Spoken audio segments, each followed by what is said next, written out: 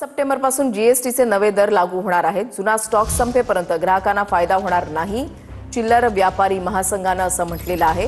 GST भरून घेतलेला माल स्टॉक शिल्लक आहे असं चिल्लर व्यापारी महासंघाचं म्हणणं आहे. जुना स्टॉक संपेपर्यंत कमी झालेला दर लागू होणार नाही असं चिल्लर व्यापारी महासंघाचं म्हणणं आहे. नागपूर चिल्लर व्यापारी महासंघानं ही माहिती दिली आहे. तर आता हे शेंगदाण्याचं एक पॉकेट आहे, तुम्ही विकत घेतलं तेव्हा जीएसटी कापून घेतलं, तर हा स्टॉक संपेपर्यंत तुम्ही ग्राहकांना फायदा देणार नाही, ते किती महिने लागू?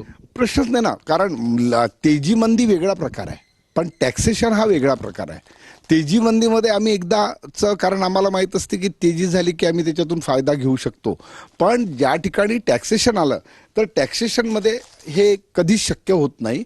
आणि म्हणून टॅक्सेशनचा मला ग्राहकांनी सुद्धा थोडंसं संयम ठेवून विचार करावा. कारण ग्राहकाचं कसं आहे, शासकीय लेवलवरून एखादी गोष्ट बोलल्या गेली की त्याचा गाजावाजा होतो आणि ग्राहक मग दुकानदाराशी भांडणं करतात किंवा दुकानदारांवर शंका घेतात.